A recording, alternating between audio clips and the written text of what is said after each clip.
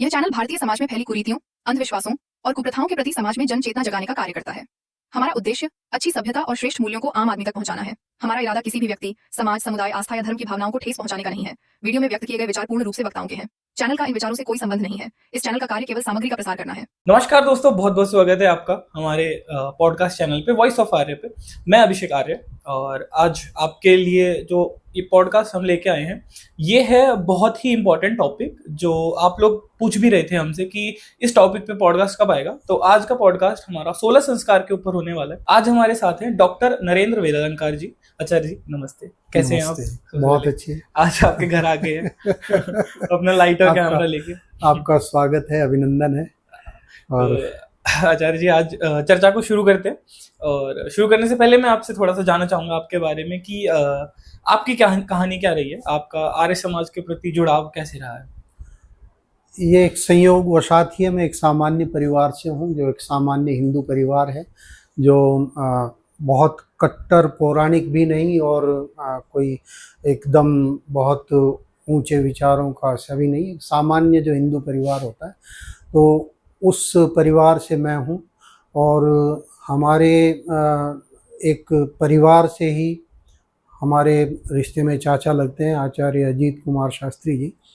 वे मेरे बड़े भाई के आयु के थे, मेरे से कोई 10-12 साल बड़े। वे गुरुकुल झज्जर में पढ़ने के लिए गए थे, क्योंकि उनके पिताजी आर्य समाजी थे।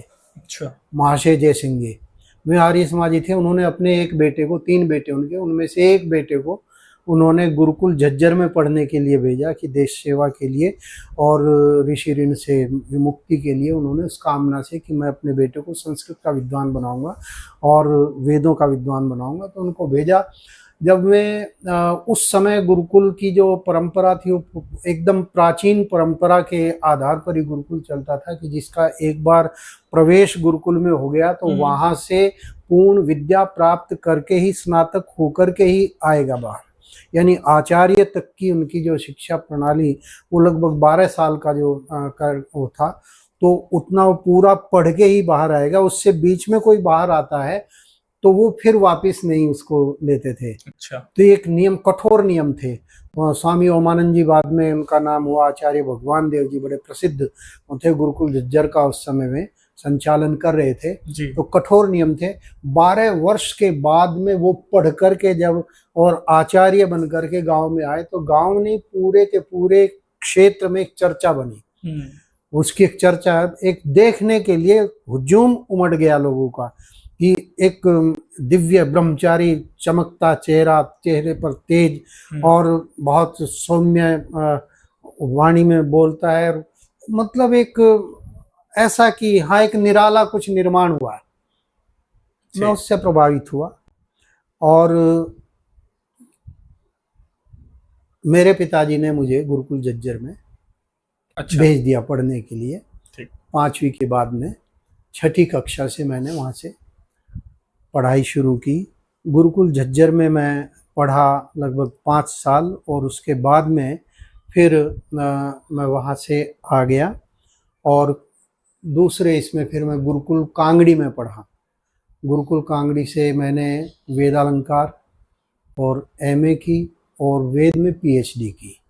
तो गुरुकुल झज्जर में शिक्षा प्राप्त की, उस ही से मैं आर्य समाज के संपर्क में आया। वहीं पर रहते हुए सत्यार्थ प्रकाश पढ़ा और कुछ व्यवहार भानु वगैरह ऋषि की और पुस्तकें हमारे पाठ्यक्रम में ही थी, हिंदी के पाठ्यक्रम में। तो वो पढ़ा, तो और वहाँ का जो वातावरण था उससे आर्य समाज के विचारों में मिल गए। काफ़ी सही, अच्छी जर्नी रही है आपकी। जो हमारा विषय है आज का पॉडकास्ट का, मैं उस पर आना चाहूँगा कि 16 संस्कारों की आर्य समाज इतनी बातें करता है, तो 16 संस्कार क्यों जरूरी है? 16 संस्कार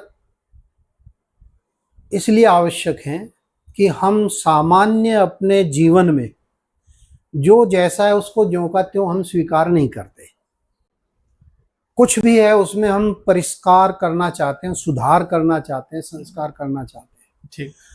हम जो खाना खाते हैं, जो सहज प्रकृति से उपलब्ध है, हम ज्यों का त्यों नहीं खाते, उसका संस्कार करते हैं।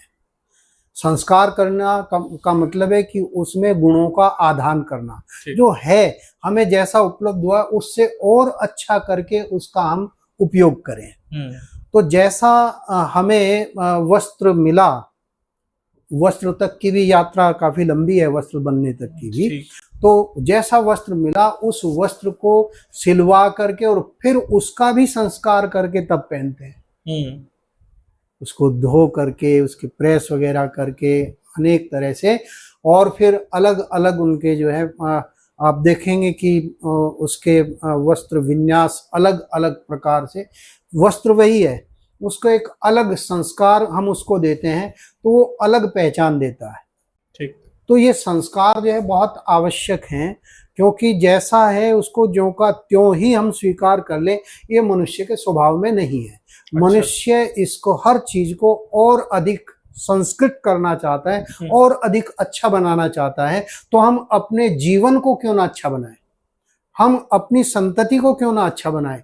जैसा परमात्मा ने भेज दिया वैसे ही चले तो फिर वो प्राकृतिक, जैसे वो तो फिर पशुओं वाली बात रह गई, उनमें कोई खास संस्कार नहीं दिए जा सकते। उनमें जो कुछ प्रकृति से उपलब्ध है वैसे ही रहते हैं। उसको भी मानव के उपयोगी बनाने के लिए उनको भी संस्कार देना पड़ता है। ठीक। उनको मानव के उपयोगी तब बनते हैं जब उनको कोई संस्कार दिया जाए, ट्रेंड किया जाता है, प्रशिक्षित किया जाता है। तो इसी प्रकार से मनुष्य का जो बच्चा है, बालक है, वो बालिका है, बालक है, पुत्र है, पुत्री है, तो उनको संस्कार देना हमारा एक स्वभाव है। और उस स्वभाव को ध्यान में रखते हुए ऋषियों ने एक परंपरा बनाई कि इसको सामाजिक रीति रिवाज के रूप इसको दे दिया जाए, जो सहज रूप से चलता रहे। फिर इन संस्कारों को 16 संस्कार निर्धारित किए गए। इनमें कई लोग जो हैं 40 तक संस्कारों की गणना करते हैं। अच्छा। उसमें 40 तक संस्कार जो है सामान्य जो रीति रिवाज हैं समाज के, उनमें वो चीजें आ जाती हैं, वो महत्वपूर्ण नहीं है। महत्वपूर्ण, कई लोग 12 तक ही इसको सीमित कर लेते हैं। अच्छा।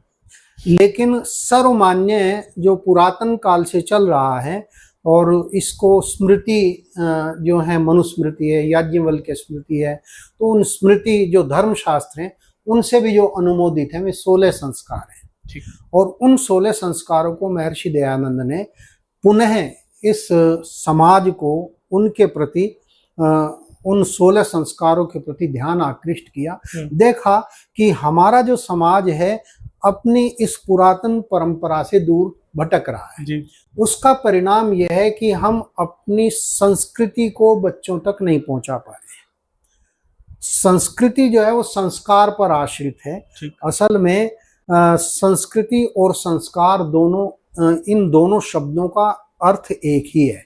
अच्छा। लेकिन रूढ़ हो गया कि संस्कार तो है किसी बच्चे को या किसी उसको जो है हम उसको अच्छा करने का प्रयास करते हैं, और वो अच्छाई समाज में ढल करके आ जाती है, एक परंपरा बन जाती है, वो संस्कृति है। ऐसी परंपरा जो हमारे संस्कारों के अनुरूप है वो संस्कृति है, और जो उसके प्रतिरूप हो जाती है वो विकृति हो जाती है। ठीक है।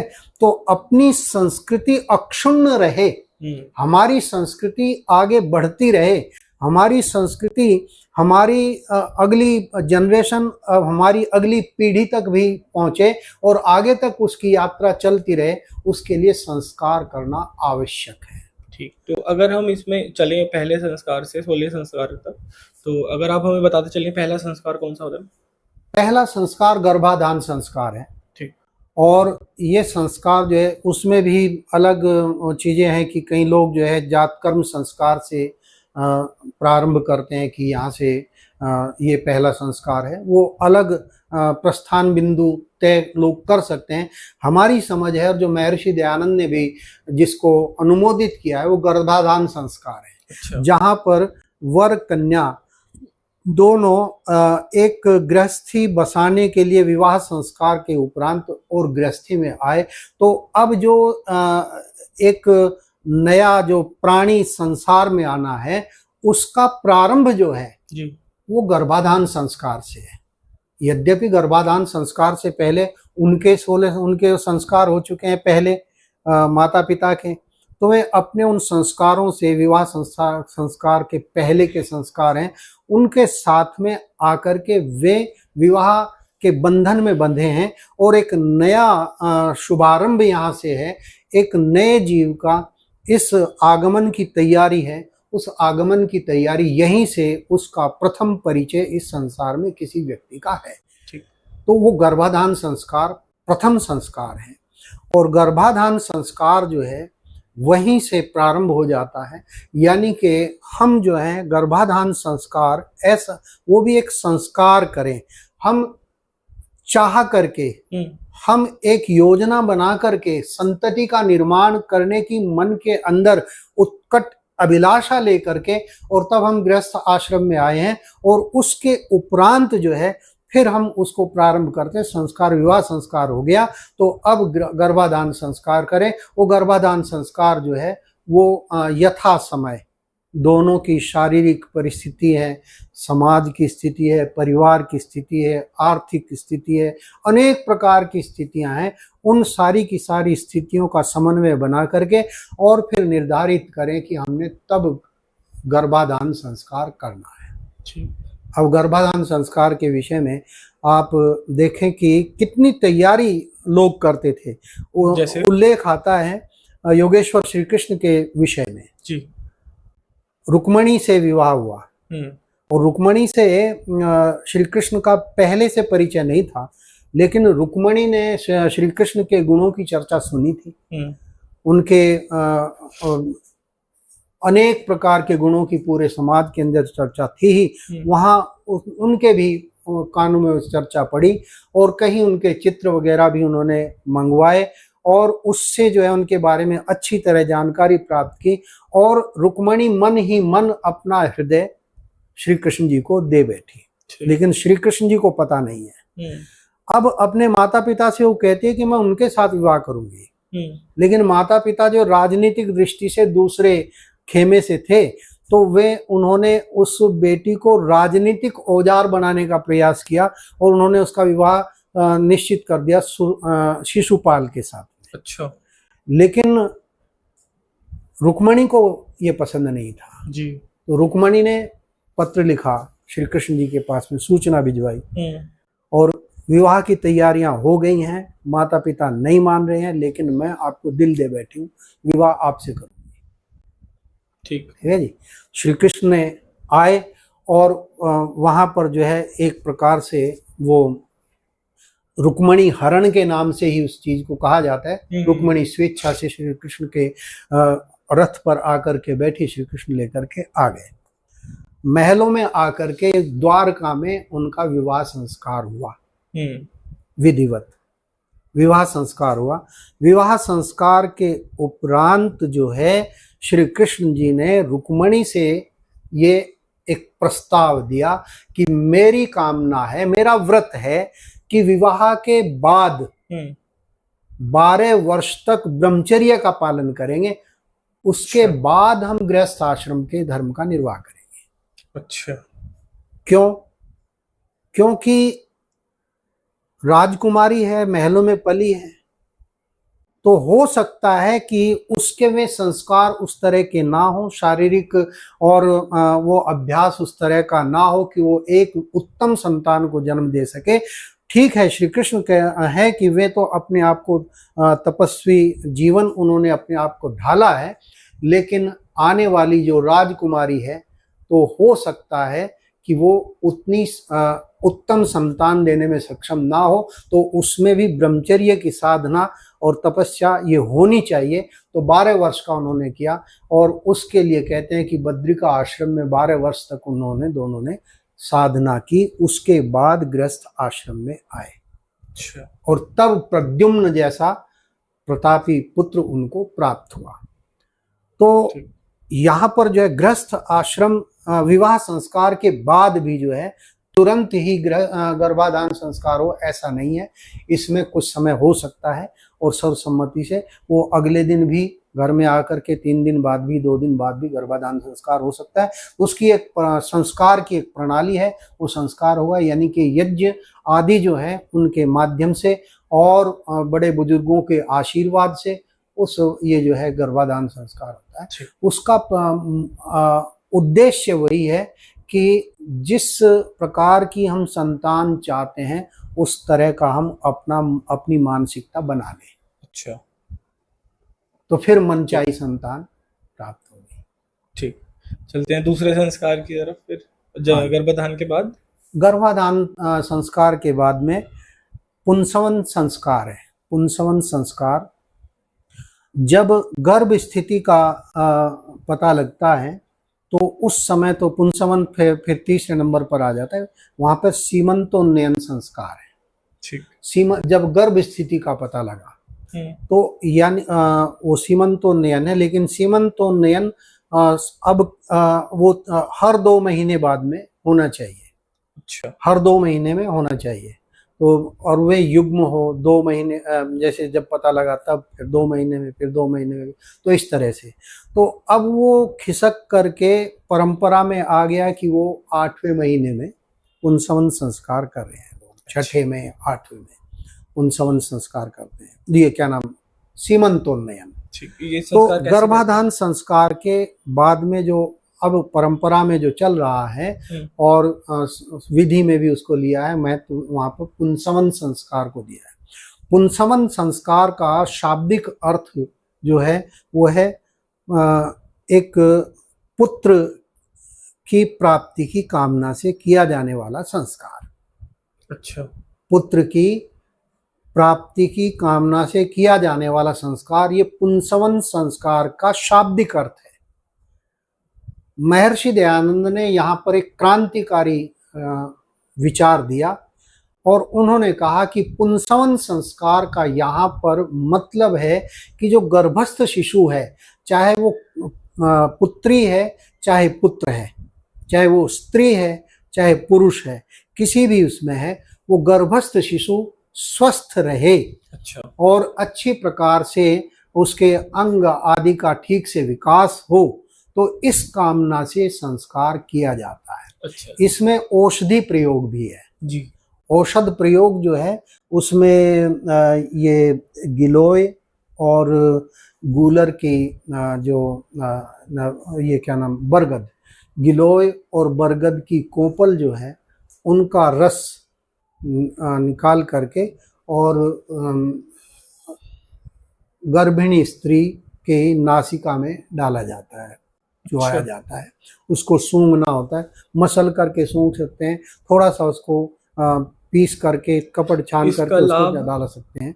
तो वो उस गर्भस्थ शिशु के लिए ही, उसके स्वास्थ्य की ही कामना से वो है कि, और वहाँ पर तो वो एक ही बार की विधि है। मैं समझता हूँ कि ये विधि रोजाना स्वेच्छा से अपने तरीके से स्त्री कर सकती है, तो उससे जो है उसकी संतान पुष्ट और स्वस्थ सुंदर वो संतान उत्पन्न होगी। जिस प्रकार से गर्भ अवस्था में वैद्यक शास्त्र के हिसाब से उनको कोट करते हुए, उनको उद्धृत करते हुए महर्षि दयानंद लिखते हैं कि गर्भ अवस्था में स्त्री को सात्विक भोजन लेना चाहिए। कशैले, खट्टे, ज्यादा तीखे, तेज मसाले वाले पदार्थ ना खाएं। ठीक, तो सात्विक भोजन ले, और इसके साथ में दूध में ब्राह्मी और सौंठ, इनका चूर्ण दूध में मिला करके उसको पिया करें। ब्राह्मी बूटी और सौंठ, उससे क्या है कि ब्राह्मी बूटी जो है ये बुद्धिवर्धक है। तो वहां दृष्टिकोण ये है कि जब गर्भिणी स्त्री रोजाना अपने भोजन में इसको लेगी तो उसके बच्चे का जो निर्माण हो रहा है, उस बच्चे के निर्माण में उसके ही जो पदार्थ वो खा रही है, उसी से उसके शरीर का निर्माण हो रहा है। तो इसका प्रभाव बुद्धि के ऊपर विशेष होता है। तो वहां गर्भस्थ शिशु के भी मस्तिष्क को ये अधिक उत्तम विकसित करेगी। तो इससे जो है एक बहुत ही ये कहेंगे कि बुद्धिमान संतान उत्पन्न होगी इस कामना से। तो वहां रोजाना उसके भोजन में ही उसको नियमित कर दिया, वो एक दिन का नहीं है। तो इसी प्रकार से मैं समझता हूँ, ये मेरा अपना विचार है कि ये गिलोय और बरगद की कोंपल है, बरगद की जो कोमल जड़ है उसको थोड़ा चुटकी में पीस करके रोजाना सूंघ लिया करें, वो उस बच्चे के स्वास्थ्य के लिए अत्यंत ही उपयोगी होगी। वो रोजाना का होना चाहिए। एक दिन संस्कार किया, रोजाना चलना। एक दिन नामकरण संस्कार किया, नाम रख दिया अभिषेक जी, जिंदगी भर अभिषेक ही चल रहा है फिर, ठीक है ना, वो रोजाना ही चलेगा। आज तो शुरुआत है संस्कार, तो बाकी ये रोजाना चल रहा है। ठीक है। तो तीसरा संस्कार हमारा कौन सा आता है? तीसरा सीमंतोन्नयन संस्कार है। ठीक, इस संस्कार में सीमंतोन्नयन संस्कार ये चौथा महीना, छठा महीना, आठवां महीना, और इसमें अपने परिवार की सुविधा और अपनी प्रसन्नता और वो सब ये चीजें देख करके, और उस दिन जो है जब अपने को सुविधा हो उस दिन ये संस्कार करना चाहिए, सीमंतोन्नयन संस्कार। सीमंतोन्नयन का अर्थ है, सीमंत कहते हैं मांग को। अच्छा। ये जो सिर में जो मांग निकालते हैं इसको सीमंत कहते हैं। अच्छा।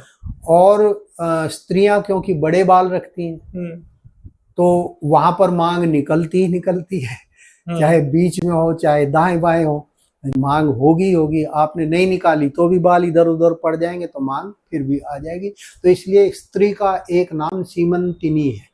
अच्छा, ठीक है जी। अब पुरुष जो है वे गोटम गोट हो सकते हैं, मुंडन करा सकते हैं, तो वहां पे मांग जरूरी नहीं है। बड़े बाल है तो मांग निकल जाए। तो यहाँ सीमंतोन्नयन है, सीमंत को यानी कि मांग को उभारना। अच्छा, मांग निकालना, ठीक, ये शब्दार्थ है। ठीक है। और इसकी प्रक्रिया जो है, इस प्रक्रिया में जो मुख्य प्रक्रिया आती है जी, उसमें ये आता है कि ये पति अपनी पत्नी के बालों में तेल वगैरह लगा करके जी, बालों की ठीक से सिर की ठीक से मालिश करके बालों की, और फिर कंघे से अथवा शाही का कांटा होता है उससे, तो वो आता है, कंघी से भी कर सकते हैं, तो उससे बाल संवारता है। अच्छा। और बाल संवारता है, मांग निकालता है और पीछे जूड़ा बांधता है। अच्छा, इसका मतलब लाभ क्या है, मतलब किस लिए करना है ये है कि जो गर्भिणी स्त्री है जी, वो गर्भ में शिशु को धारण किए हुए है और उसका हर कार्य वो एक कदम भी रखती है जी, तो उसका ध्यान अपने बच्चे पे होता है। ठीक कि जो गर्भ में बच्चा है इसको कहीं नुकसान ना हो जाए। ठीक है। वो कुछ खाती है तो सबसे पहले ध्यान उसका जाएगा कि मेरे बच्चे को कोई समस्या ना आ जाए। चलना है, खाना है, उठना है, बैठना है। तो जहां उसकी प्राथमिकता पहले उसका पति थी, ठीक है ना, उसकी पहली प्राथमिकता इस बच्चे के आंचल में आने से पहले जो पहली प्राथमिकता थी वो उसका पति था, जिसका उसने हाथ थामा था। और सखे सप्तपदी भव, इस हम मित्र भाव से एक दूसरे का सदा साथ देंगे और साथ रहेंगे, एक दूसरे की भावनाओं का सदा सम्मान करेंगे। और तो इस तरह का जो किया था, अब वहां पर थोड़ी सी दूरी आ रही है क्योंकि उसकी प्राथमिकता पति नहीं है, उसकी प्राथमिकता वो शिशु है। अच्छा। तो यहाँ पर पति जो है वो कहीं ये ना समझ बैठे कि मेरी उपेक्षा हो रही है। अच्छा। और अपनी तरफ जब उसकी तरफ ध्यान उतना नहीं है तो वो ऐसा सोच भी सकता है और वो उपेक्षा वो भी करनी शुरू कर सकता है। तो उस स्त्री पर जो है उसके मन पर बुरा असर पड़ेगा।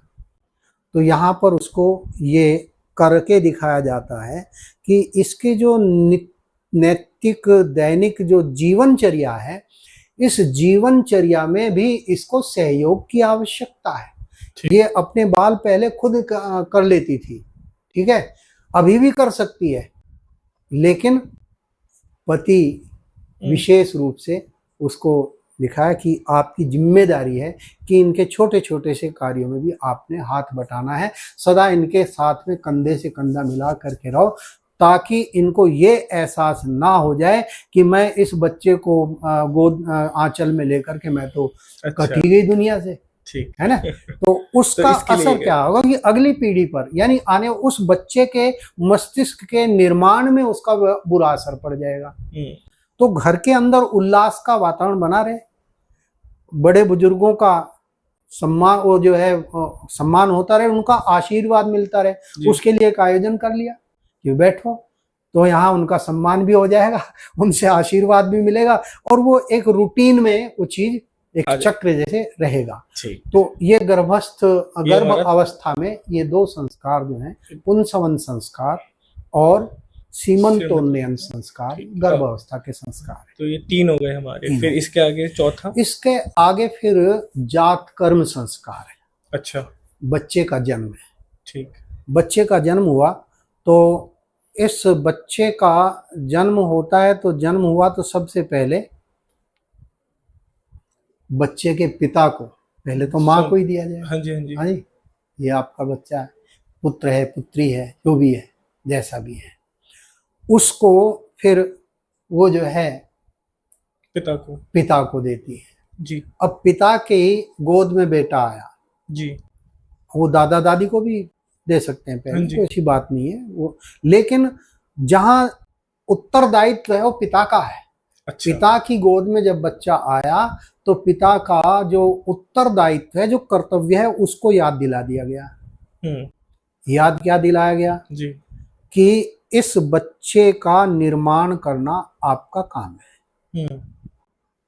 ये शरीर तो बनकर के आ गया, परमात्मा की व्यवस्था के अनुसार माँ के आंचल में इसका जो है निर्माण हुआ। अब ये बाहर इस संसार के अंदर है, तो इस कहते हैं कि अज्ञो भवति वही बाल है, पिता भवति मंत्रदय।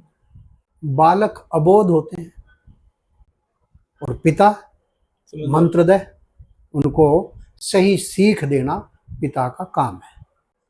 तो इन बालकों को सही दिशा देनी है, ये उत्तरदायित्व तो पिता का है। तो इसलिए पिता की गोद में, पिता के अंजलि में जब बच्चा आता है तो पिता वहां पर सक्रिय होता है, अपनी ड्यूटी निभाता है। अच्छा। अपने कर्तव्य का पालन करता है। कर्तव्य क्या है?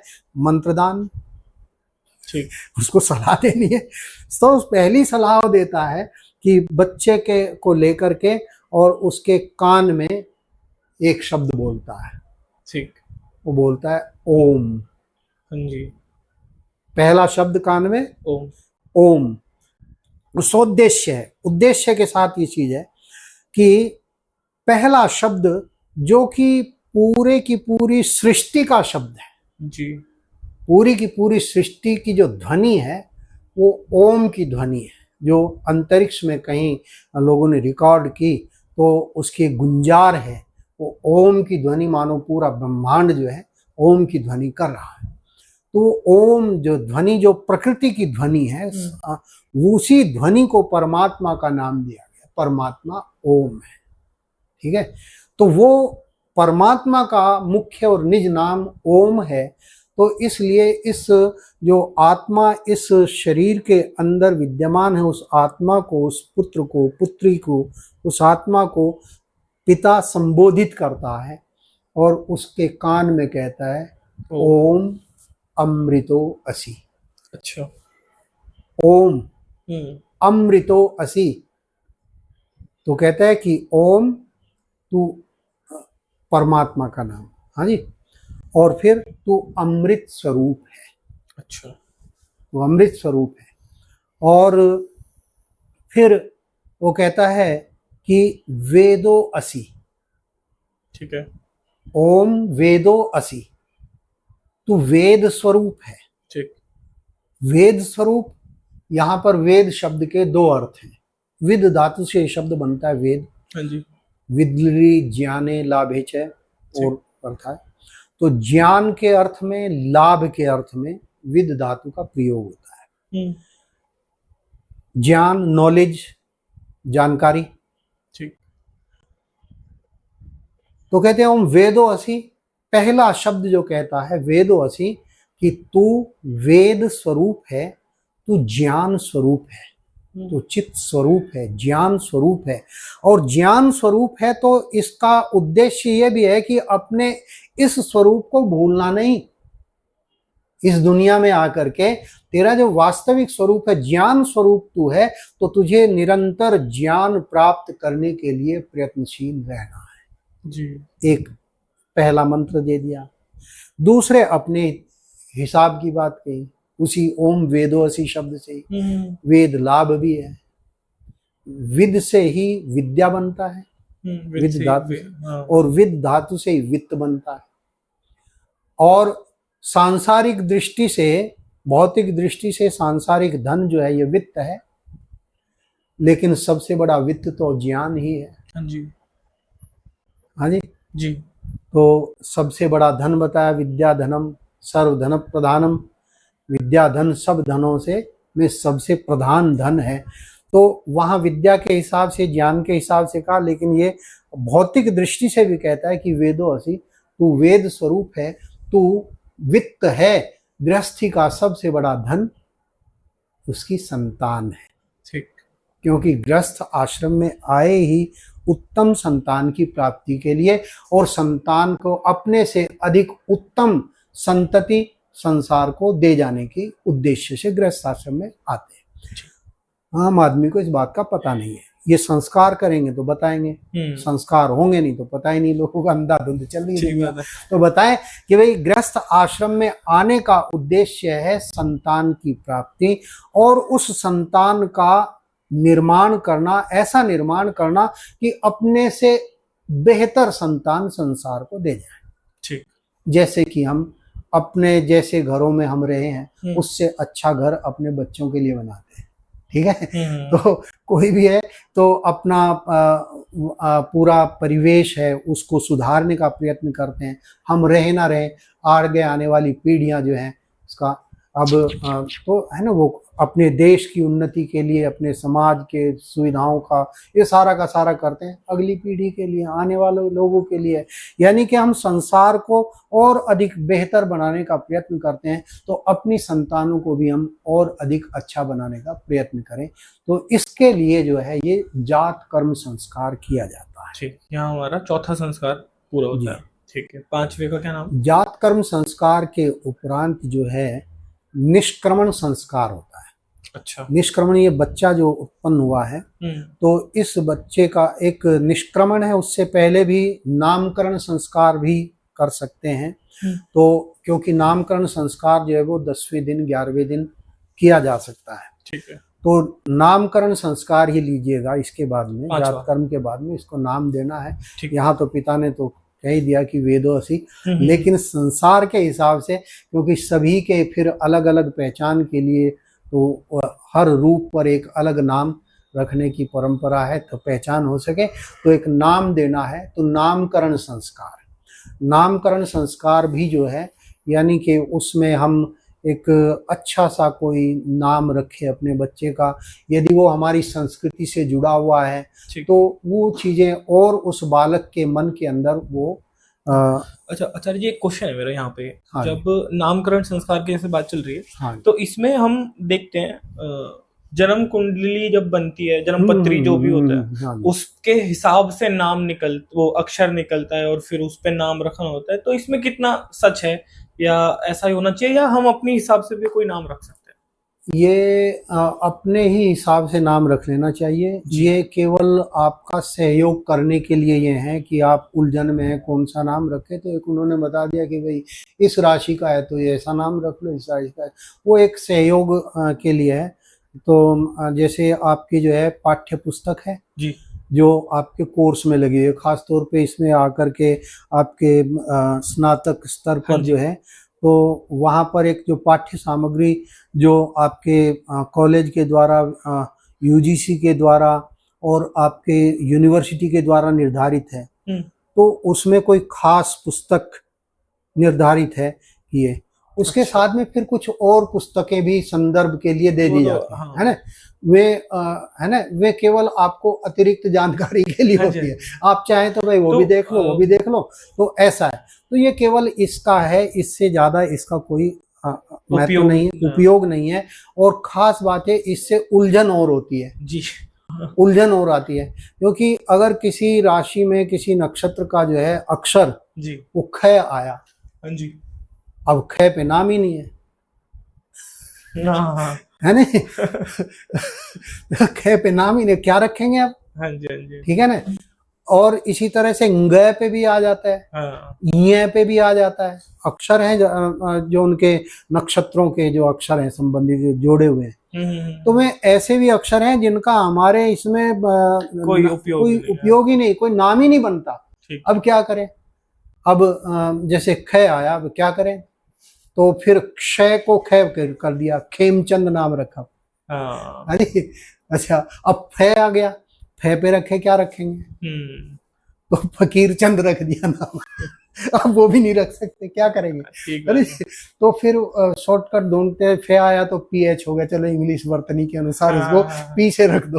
अब पी में और पे और फे में तो अंतर है ना, तो वो एक जो है उससे मतलब एक समस्याएं भी बनती हैं, समस्याएं भी बनती हैं।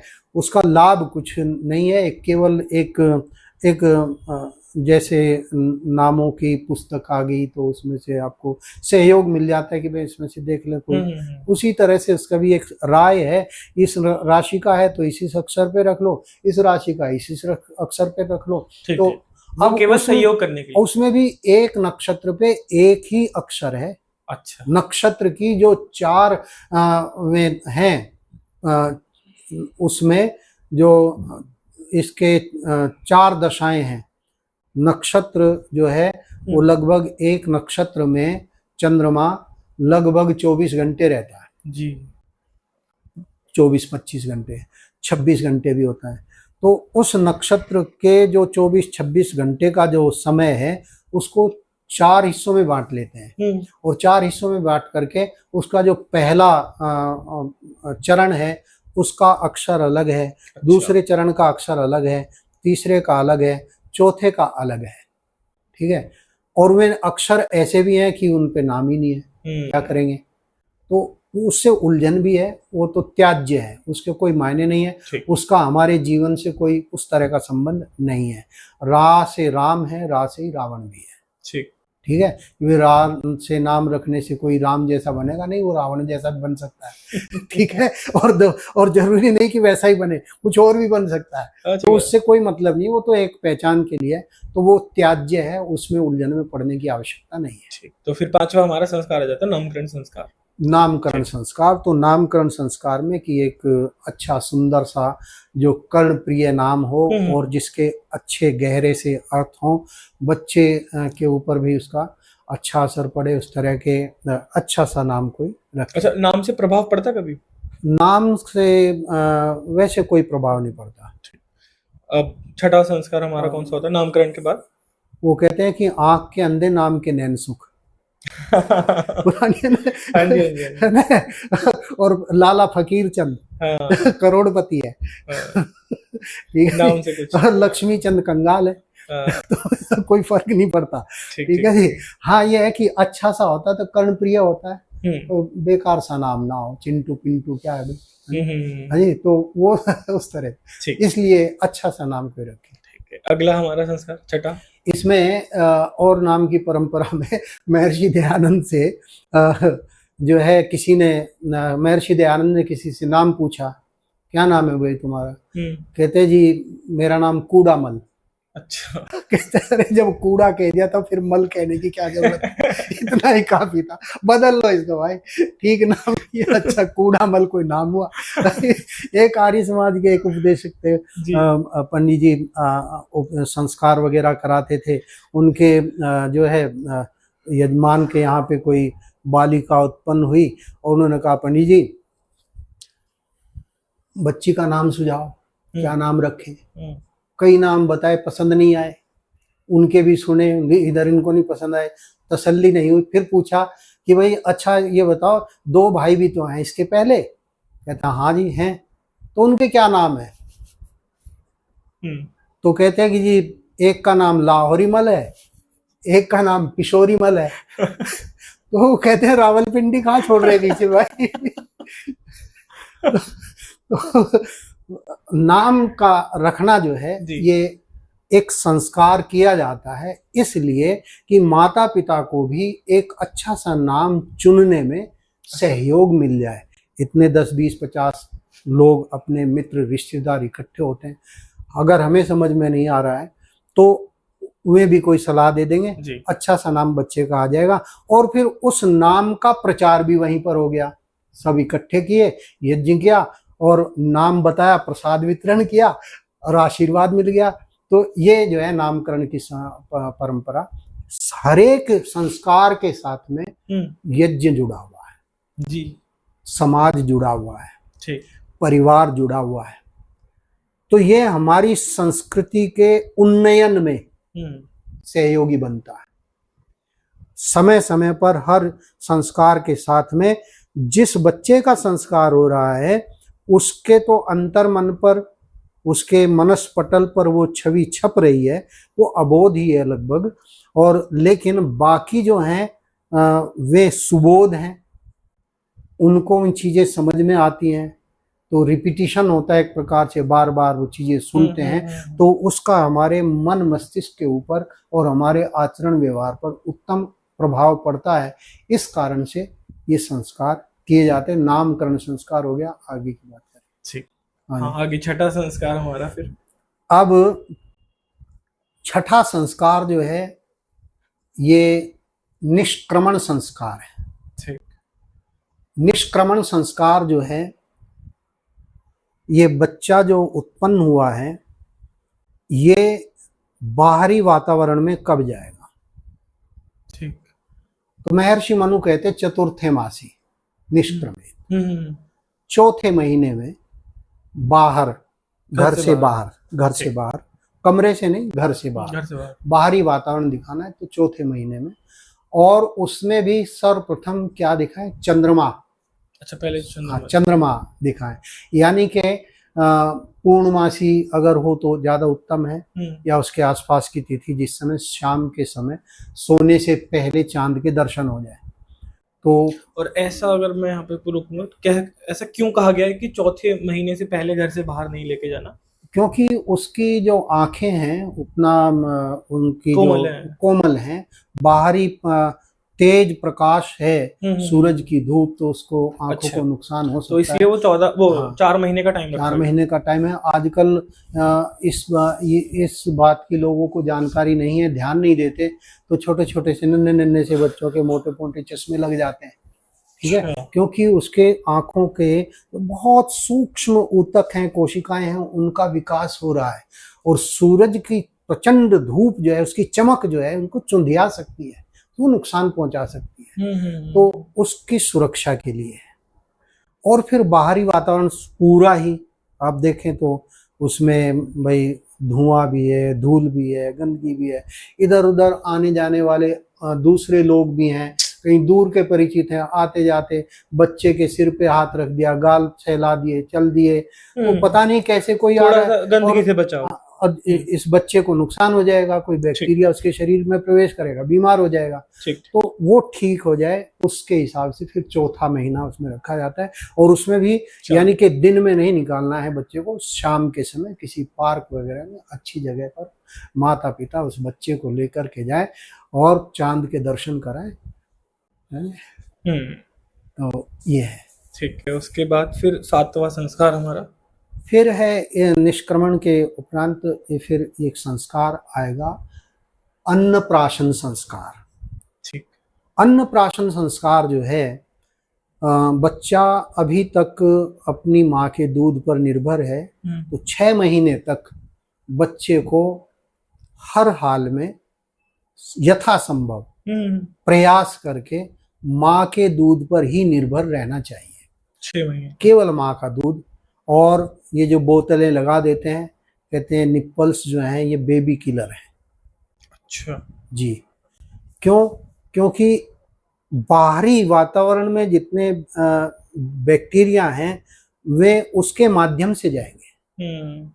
कोई भी दूध है, पानी है, कितना भी आप उसकी वो करें, सुरक्षा करें, बचाएं, लेकिन बाहरी वातावरण तो मिल गया ना उसको, जहाँ सीधे सीधे माँ के स्तन से बच्चा दूध ले रहा है, तो बाहरी वातावरण, हवा का एक हल्का सा भी अंश वहां तक नहीं पहुंचता है, तो सीधा सीधा सीधा वो शुद्ध दूध उसको प्राप्त होता है।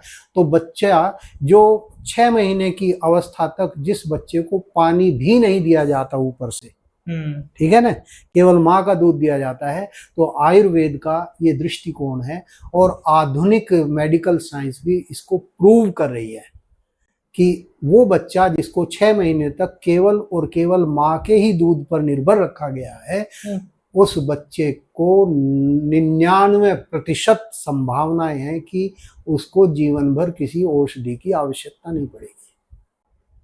ठीक है जी। तो 6 महीने बाद फिर अन्नप्राशन संस्कार। 6 महीने में फिर अन्नप्राशन, क्योंकि दूध पर ही निर्भरता नहीं हो सकती। शरीर का निर्माण जो होता है, अब ये उतना सक्षम हो गया है कि ये बाहरी अन्न को ये ग्रहण कर सकता है और उसको पचा सकता है और उससे उसको अतिरिक्त ऊर्जा प्राप्त हो सकती है। तब वहां से अन्न प्रारंभ करते हैं। अन्नप्राशन, अन्न को खाना, खिलाना, यानी बच्चे को हम अन्न खिलाते हैं, उसका प्रारंभ करते हैं। अब जितने भी संस्कार हैं, ये एक शुरुआत है, प्रारंभ है। जैसे नाम रखा है ना जी, तो एक प्रारंभ है। अब वो जीवन भर वो नाम चलता है। अब निष्क्रमण है, तो एक बार माता पिता लेकर के पार्क में चांद के दर्शन कराए और वो कराया, उसके बाद में निष्क्रमण है, अब तो खूब घूमेगा।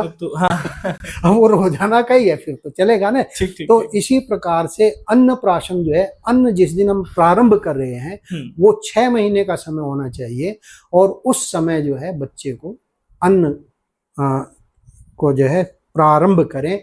वहां से वो थोड़ा सा माँ का दूध है, फिर बाहरी दूध भी, गाय का दूध हल्का दिया जा सकता है और बिना मलाई के, और उसके साथ में फिर ये अन्न और फल और सब्जियां धीरे धीरे उसका प्रारंभ कर सकते हैं। तो उससे धीरे धीरे फिर वो अन्न पर निर्भरता उसकी आ जाएगी और दूध पर निर्भरता घटती चली जाएगी।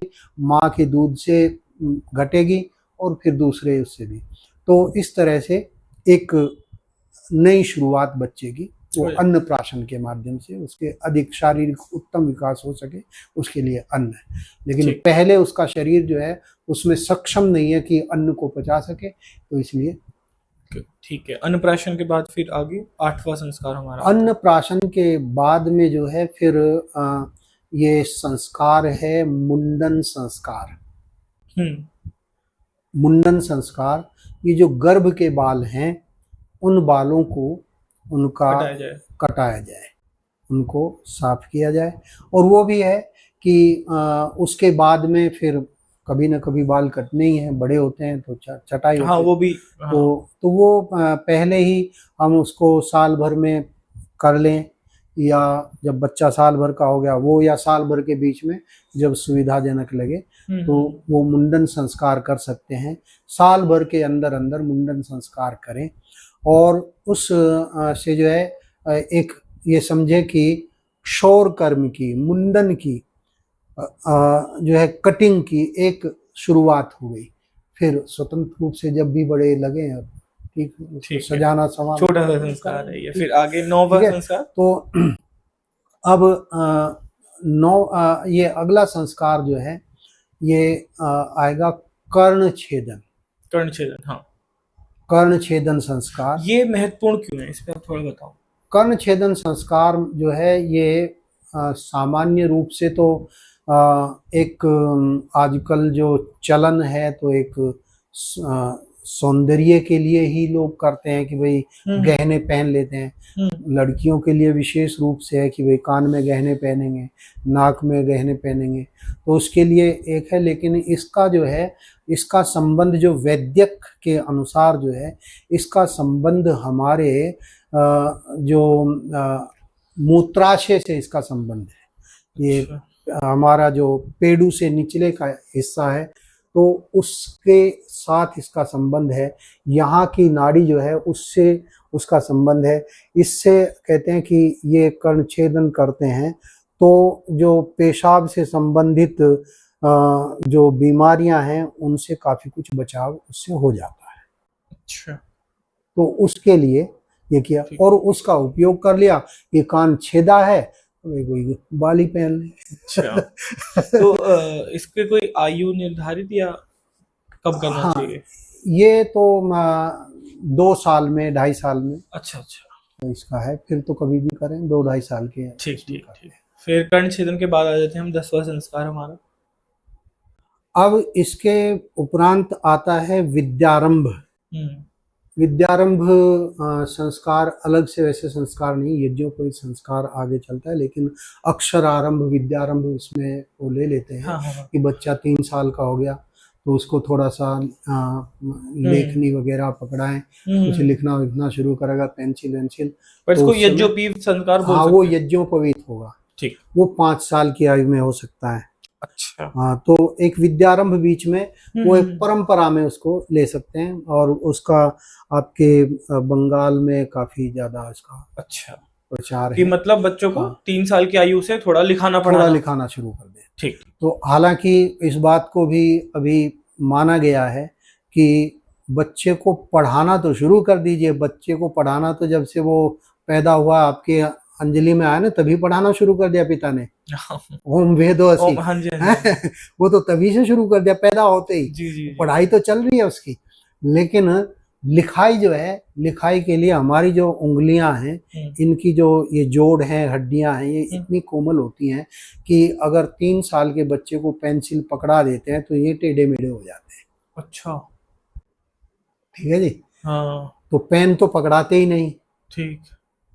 केवल बहुत सॉफ्ट पेंसिल देते हैं अभी भी जो करते हैं, लेकिन उससे भी इसके टेढ़े मेढ़े होने की संभावना बनी रहती है। तो इसलिए कहते हैं 3 साल का बच्चा जो है इसको प्ले स्कूल में डालो। लिखना पढ़ना, लिखना नहीं है, बस पढ़ना पढ़ना है, खेल खेल कूद है, खेल कूद है, तो उतना ही करें। तो इसके हाथ में वास्तव में लेखनी तो 5 साल की अवस्था के बाद आनी चाहिए। और उसके दो, एक तो ये अंगूठा और अंगुली जहाँ से हम इसको पेन को पकड़ रहे हैं तो इन पर बुरा असर पड़ता है। दूसरा, बहुत एक तक देखना होता है जब लिखते हैं, तो हमारी इन जो आंखें हैं, इनकी कोशिकाएं अभी भी उतनी सक्षम नहीं है जो कि एकाग्रता को सहज जाए, इन पर भी बुरा असर पड़ता है। तो इसलिए 3 साल के बच्चे को आजकल जो विद्यारंभ कर देते हैं, लेखनी पकड़ा देते हैं, लेकिन वो ठीक नहीं है। प्ले स्कूल में उछल कूद ही करे वही ठीक है, और कोई जल्दी नहीं। ठीक है। विद्यारंभ के बाद फिर यज्ञोपवीत संस्कार। यज्ञोपवीत संस्कार, जनेऊ संस्कार, ये हमारे संस्कृति का ये समझिए कि ये इसकी रीढ़ है। यज्ञोपवीत संस्कार जो है ये समग्र जीवन का एक दृष्टिकोण और जीवन की एक दिशा इससे प्राप्त होती है, क्योंकि यहाँ से ज्ञान विज्ञान की प्राप्ति प्रारंभ होती है, यहीं से अध्यात्म की तरफ बच्चे को जोड़ा जाता है। तो लालेत तु 5 वर्षाणी 10 वर्षाणी ताड़ेत, उसमें आता है। तो 5 वर्ष तो ऐसे ही खेल कूद में बच्चा ऐसे ही चल रहा है, लेकिन अब ये 5 साल का हो गया तो जो अच्छे जो विदुषी और उत्तम अध्यात्म से और दर्शन से और शास्त्रों से जुड़े हुए जो दंपति है, जो पति पत्नी है, तो उनकी जो संतान है, उसके घर का जो वातावरण है, उस बच्चे के ऊपर उसका प्रभाव पड़ रहा है। तो ये 5 वर्ष की अवस्था में बालक जो है वो यज्ञोपवीत के महत्व को समझना प्रारंभ कर सकता है और वो उसके नियमों का पालन करने में सक्षम हो सकता है, अगर माता पिता और परिवार का वातावरण उस प्रकार का उत्तम वातावरण है तो। इसलिए कहते हैं कि ब्राह्मण का जो संतान है उसका 5 वर्ष की अवस्था में यज्ञोपवीत संस्कार किया जा सकता है, 5 वर्ष से लेकर के 8 वर्ष की अवस्था तक। अच्छा, ठीक है।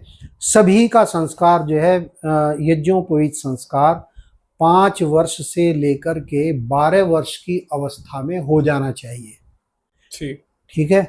अगर उसमें नहीं हुआ तो फिर जो है उसको कहते हैं कि विशेष उसमें छूट दे करके 25 वर्ष की अवस्था तक भी कर ही देना चाहिए।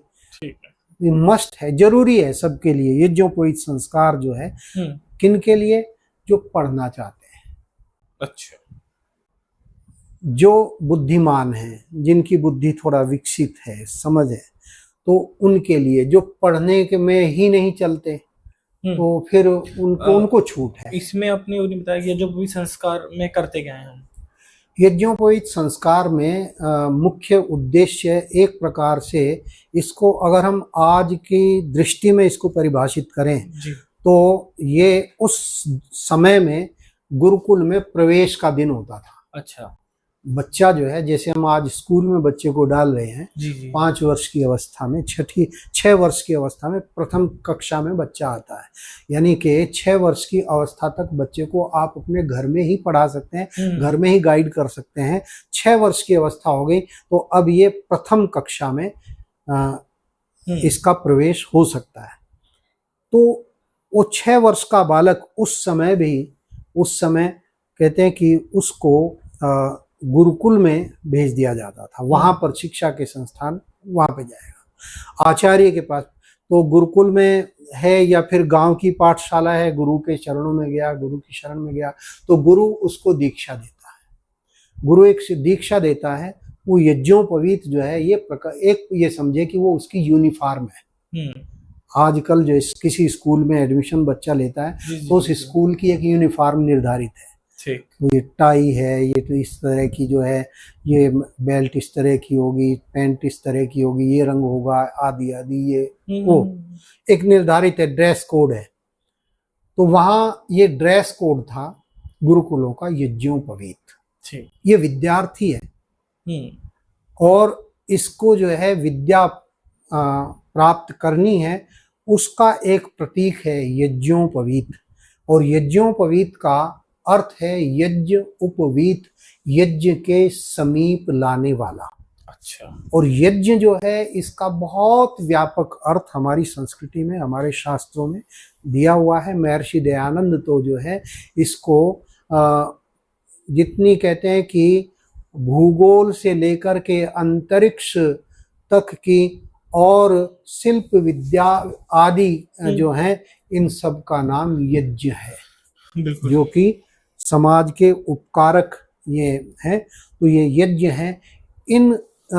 इनकी परिपाटी को सीखने का, यानी शिल्प विद्या है, नक्षत्र विद्या है, भूगर्भ विद्या है, या फिर शास्त्र हैं, दूसरे साहित्य है, वैद्यक है, गणित है, ज्योतिष है और दूसरे हैं। तो इन सारे के सारे जो विद्या के स्रोत हैं, उनकी तरफ बच्चा चलता है। तो उसको लाने का जो एक प्रतीक है, जैसे एक स्कूल का ड्रेस कोड है, वो यज्ञोपवीत है। ये एक निर्धारित हो गया कि ये विद्यार्थी है, ये विद्या ग्रहण करेगा। अब वो जो है उसको विद्या प्रदान की जाती है और यज्ञ करने की उसकी जो है प्रारंभ वहां से उसको अधिकार मिलता है यज्ञोपवीत के माध्यम से। ठीक। इसके बाद हमारा आता है फिर इसके साथ ही गुरु मंत्र भी दिया जाता है। अच्छा। हमारी एक बड़ी भूल चल रही है समाज के अंदर। जी। आज उलझन में है लोग कि अब देखें संस्कारों के उसमें देखें कि जितने भी आप मतांतर, पूरे विश्व भर के मतांतरों को देखिए, उन मतांतरों में किसी को भी दीक्षित करते हैं। ऐसा नहीं है कि कोई ईसाई के घर में पैदा हुआ और वो सीधे सीधे ईसाई हो गया। ठीक है कि ईसाई के घर में है और पैदा वहां पे हुआ है, तो माता पिता और समाज यही समझता है कि ईसाई है, लेकिन उसको ईसाई बनने के लिए विधिवत उसको दीक्षा दी जाती है, जो बपतिस्मा कहते हैं। ठीक है जी। और इसी तरह से मुस्लिमों में है, तो उसको दीक्षा दी जाती है।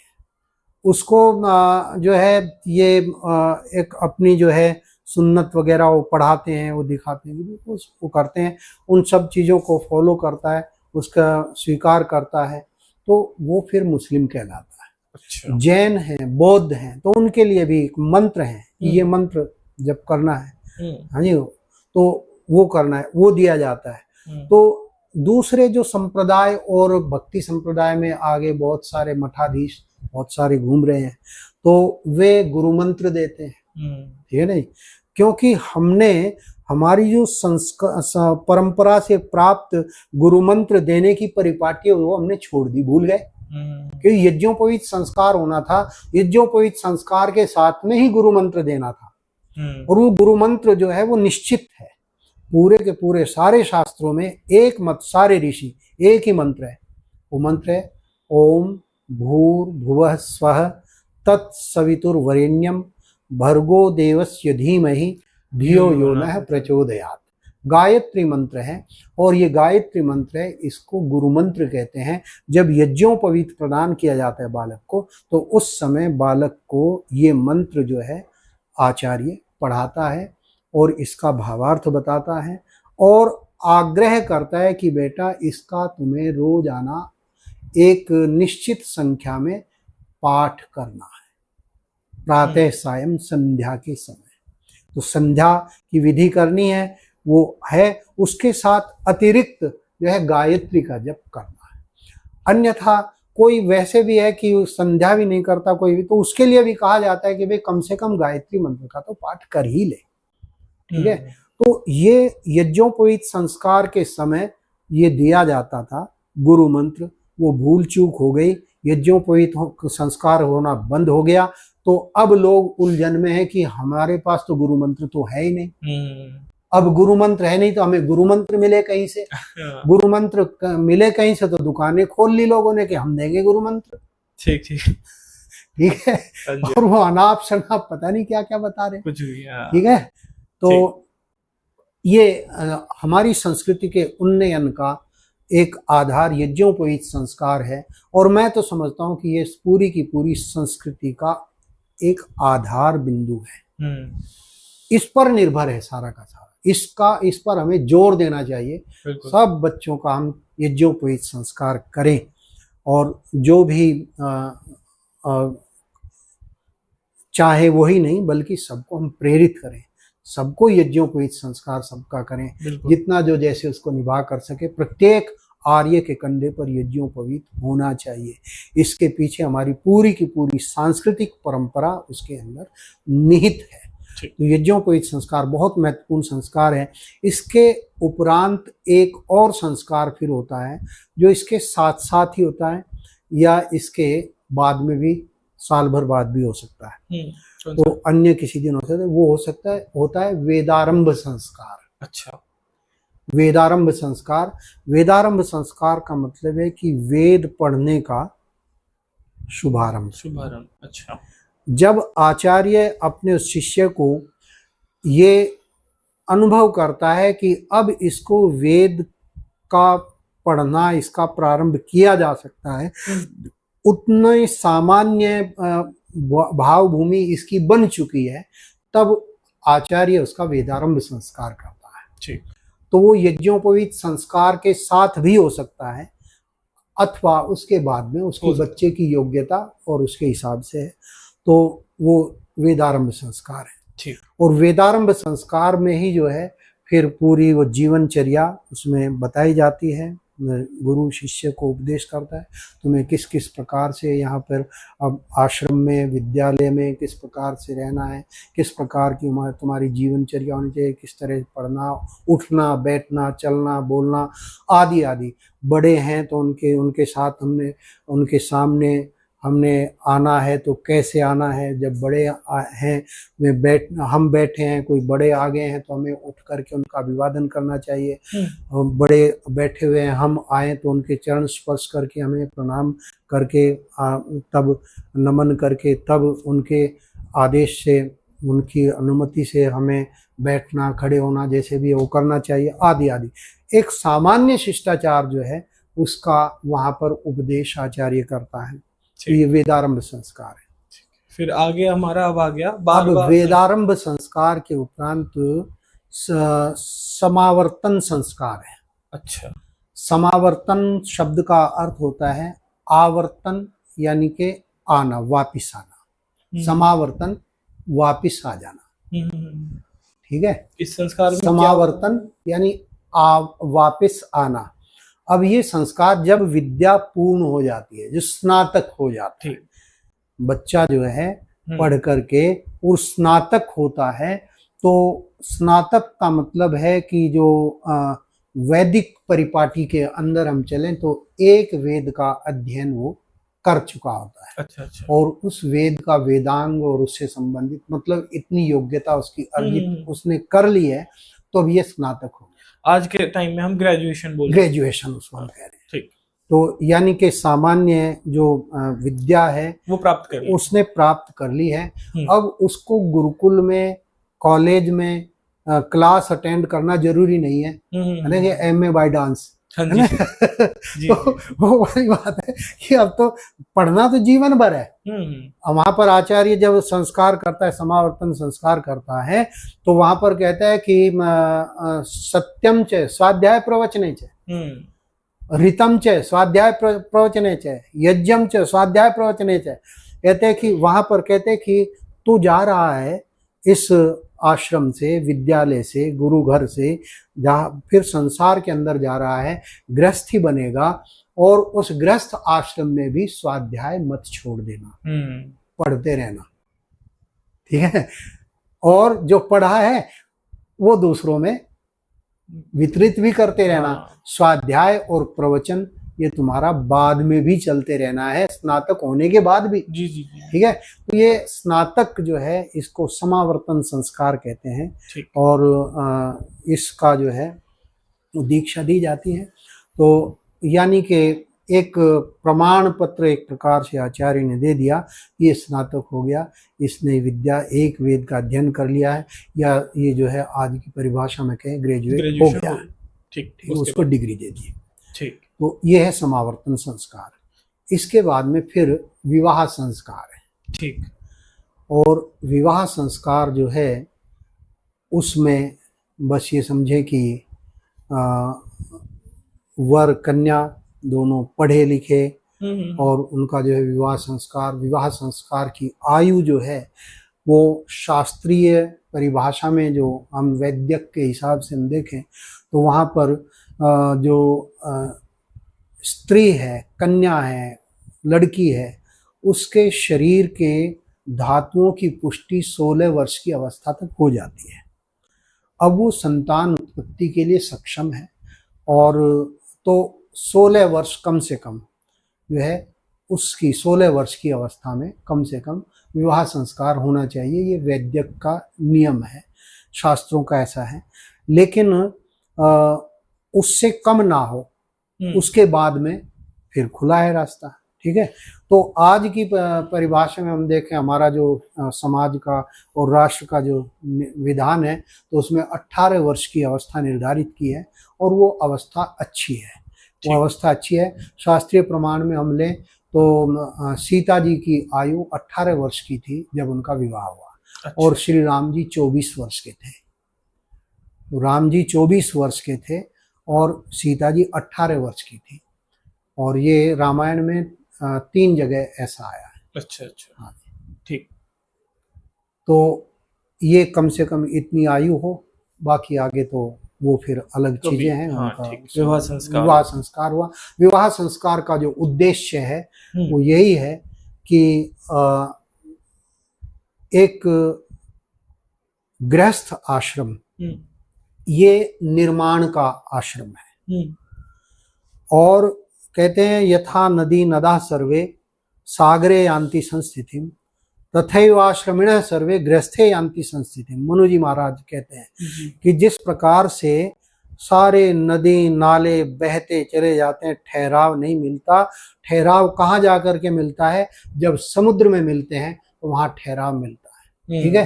तो जो स्थिति समुद्र की है, सारे नदी नाले और ये पूरी धरती जो है समुद्र पर निर्भर है। समुद्र से बादल उठेंगे, बरसेगा, पानी पीने के लिए मिलेगा, खेत खलियान सजेंगे, आदि आदि। तो समुद्र जो है जीवन का आधार है। इसी प्रकार से गृहस्थ आश्रम जो है ये मानव जो सभ्यता है इसका आधार है। अच्छा। ये ही उत्पादक है जी, संतान का भी और भोग्य पदार्थों का भी। ठीक है जी। अब ब्रह्मचारी तो उत्पादक है नहीं, वे तो ग्रहण कर रहे हैं जो कुछ मिल रहा है, विद्या प्राप्त कर रहे हैं। 24 वर्ष की अवस्था तक वो विद्या प्राप्त ही कर रहे हैं, दे नहीं रहे हैं कुछ समाज को। गृहस्थ ही जो है वो समाज को देता है, वो अन्न उत्पन्न करता है, वो दूध उत्पन्न करता है, वो वस्त्र निर्माण करता है, वो फैक्ट्रियां लगाता है, वो विद्यालय सजाता है, बहुत सारी चीज जितना भी है, जितना भी उत्पादन है और वितरण है, वो सारा का सारा गृहस्थी के जिम्मे है जी। तो गृहस्थी ही ब्रह्मचारी का पालन करता है, और गृहस्थी ही वानप्रस्थी का पालन करता है, गृहस्थी ही सन्यासी का भी पालन करता है। कैसे?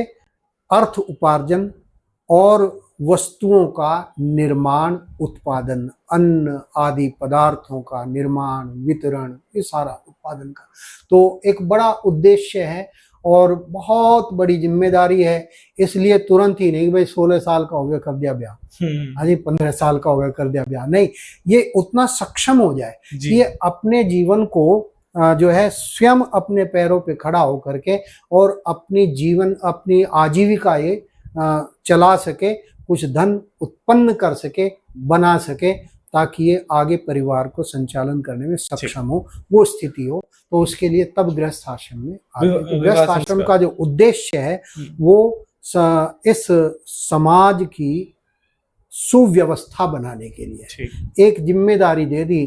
25 वर्ष का जो समय है, 25 से 50 का, ये समय मनुष्य का सबसे अधिक शक्ति का, सक्षमता का समय है। इस सक्षमता के समय जो है ये समाज के लिए, परिवार के लिए, राष्ट्र के लिए अपना श्रेष्ठतम योगदान उत्पादन, वितरण आदि में और राज्य संचालन व्यवस्था में, राष्ट्र की पहरेदारी में भी, समाज के भी संचालन में, तो उसमें अपना योगदान ये करे और उससे आजीविका भी प्राप्त करे, दूसरों को आजीविका भी दे। साथ में इस उत्पादन के साथ में संतान का भी उत्पादन है, तो संतान का भी अच्छी प्रकार से पालन पोषण और उनको मार्गदर्शन और उत्तम शिक्षा प्रदान करे। गृहस्थी का उत्तरदायित्व है।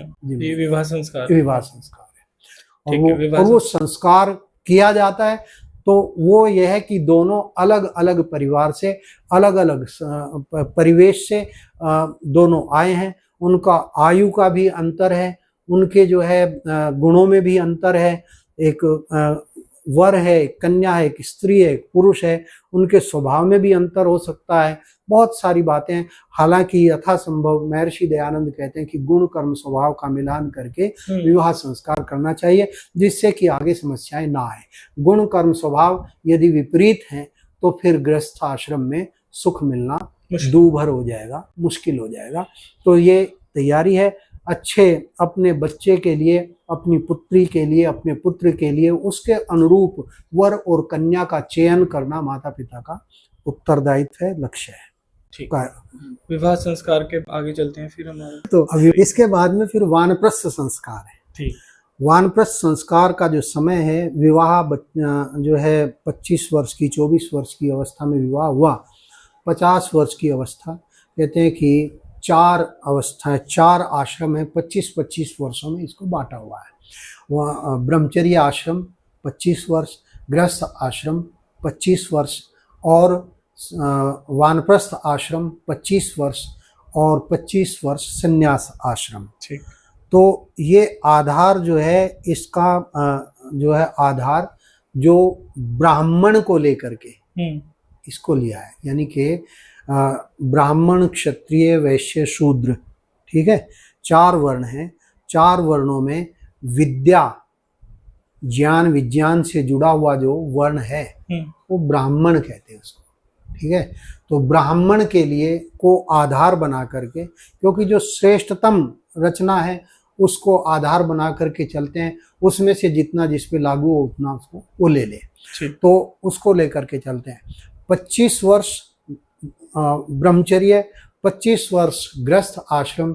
अब 25 वर्ष में आदर्श स्थिति है कि ये जो है गृहस्थ आश्रम 25 वर्ष का है, लेकिन आदर्श स्थिति है कि जब आपका बेटा युवा होकर के और उसका विवाह संस्कार हो जाए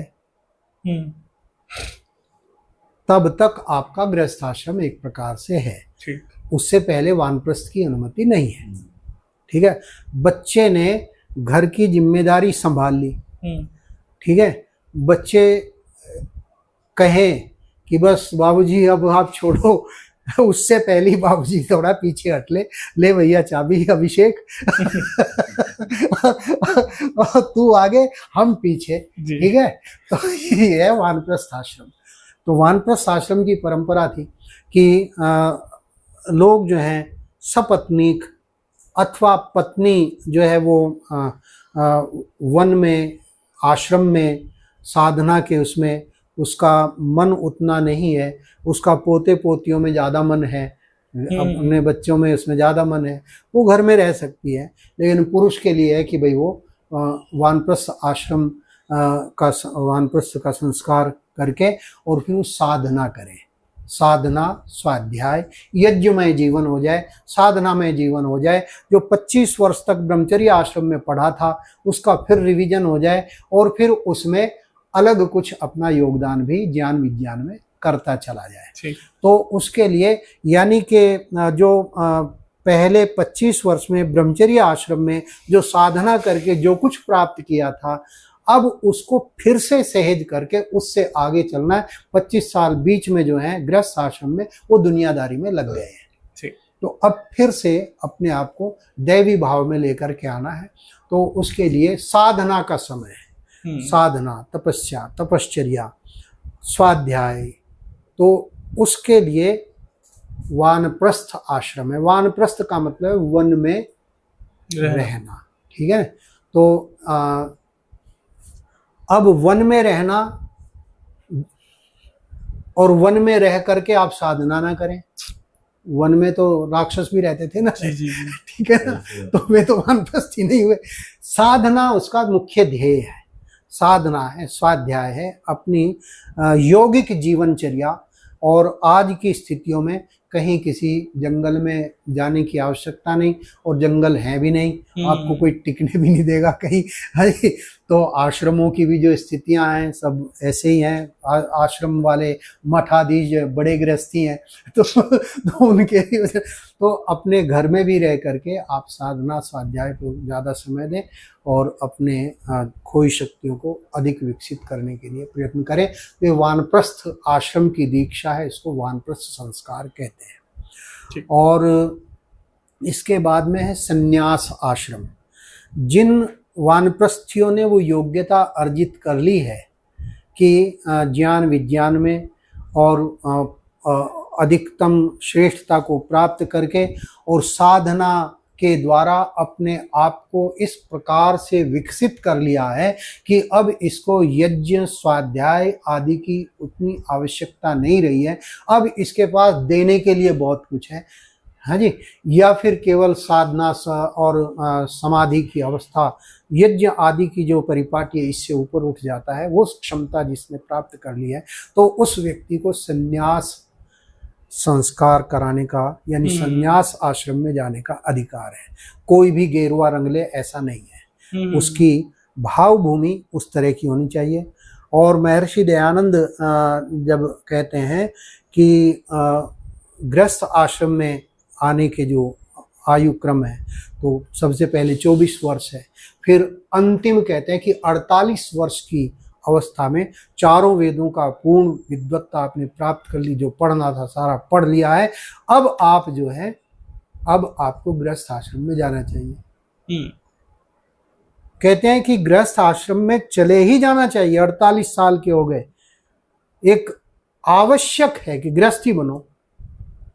लेकिन फिर प्रश्न करते हैं, वो उनके भी जीवन से संबंधित था एक प्रकार से कि वे तो सीधे सीधे सन्यासी बने, गृहस्थ में गए ही नहीं। तो कहते हैं कि अगर कोई सीधे ही सन्यासी बनना चाहे तो ऋषि कहते हैं यदि पूर्ण वैराग्य और पूर्ण योगाभ्यास की स्थिति है तो आप सीधे सन्यास ले सकते हैं। पूर्ण वैराग्य होना चाहिए और योग निष्ठ होना चाहिए, तो उस ब्रह्मचर्य को आप आजीवन निर्वाह कर सकते हैं, तो उसके लिए आवश्यक है। तो ये 75 वर्ष की आयु में संन्यास आश्रम है, जो कि सबके लिए नहीं है, बल्कि जो योग्यतम है और जिनमें वैराग्य है और जिन्होंने विद्या और साधना के द्वारा अपने आप को पूर्ण तपा करके और उस स्थिति को प्राप्त कर लिया है, या समाधि का ही आनंद लेना है, या फिर समाज के सुधार के लिए, समाज के कल्याण के लिए प्रवचन आदि करना है, तो वे परिव्राजक हो जाते हैं। ये संन्यास आश्रम है। और अंतिम संस्कार जो है वो अंत्येष्टि संस्कार है, यानी कि जो शरीर है ये अब ये अंत्येष्टि संस्कार शरीर का शरीर का है। इस शरीर के अंदर आत्मा रही है।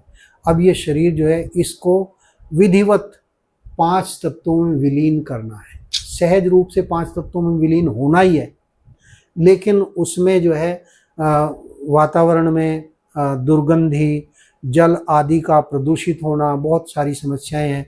जैसे कोई जल में छोड़ देते हैं, हाँ जी, या जमीन में दबा देते हैं, तो इससे जो है, या फिर खुले आकाश में छोड़ देते हैं, तो इससे वायुमंडल और जल और भूमि प्रदूषित होती हैं।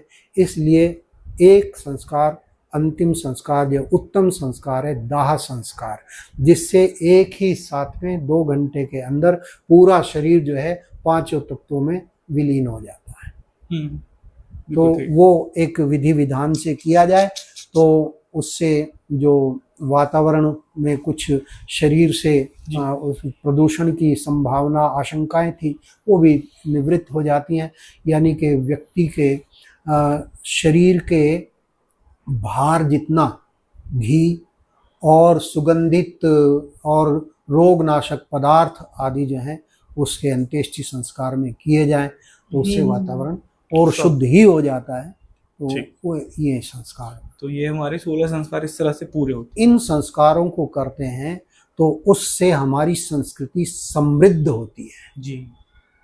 बच्चों को लगातार जब 16 संस्कार एक घर के अंदर हो रहे हैं, और वे हर घर के अंदर होंगे, तो रोजाना कहीं ना कहीं संस्कार है। तो हमारे जो धर्म है, हमारी जो फिलॉसफी है, हमारा दर्शन है, हमारी संस्कृति है, स्वतः उसका प्रचार प्रसार होता चला जाता है। फिर उसके लिए तंबू गाड़ने की आवश्यकता नहीं रह जाती। ठीक बात है। आपने काफ़ी सही बताया 16 संस्कार के ऊपर, काफ़ी कुछ जानने को मिला। और अंत में मैं एक प्रश्न सबसे पूछता हूँ कि अगर आप अपनी तरफ से मुझे कुछ कहना चाहें या पूछना चाहें तो आप पूछ सकते हैं। मुझे लगता है कि आपने ये एक बहुत अच्छा एक रास्ता चुना है अपनी संस्कृति और समाज के सामने आने वाली जो बाधाएं हैं, जो समस्याएं हैं, उलझनें हैं, उनको सुलझाने के लिए उससे संबंधित लोगों से बात करना, जिससे कि लोगों को उससे मार्गदर्शन मिले, तो बहुत ही अच्छा एक सराहनीय कार्य है। मैं इसके लिए आपको साधुवाद देता हूँ, आपका अभिनंदन करता हूँ, धन्यवाद देता हूँ। और इसी प्रकार से अपने जीवन को एक उदात्त आदर्श जीवन बनाते हुए और उन्नति के सोपान को आप चढ़ते चले जाएं। परमात्मा की कृपा बनी रहे और सभी के लिए भी मेरा बहुत बहुत अभिनंदन, धन्यवाद। अच्छा लगा आचार्य जी आपसे बात करके। कभी समय मिला और प्रश्न लेके आएंगे आपके पास, फिर बैठेंगे। बिल्कुल, आपका बहुत बहुत स्वागत है फिर से हमारे चैनल पर। धन्यवाद। धन्यवाद।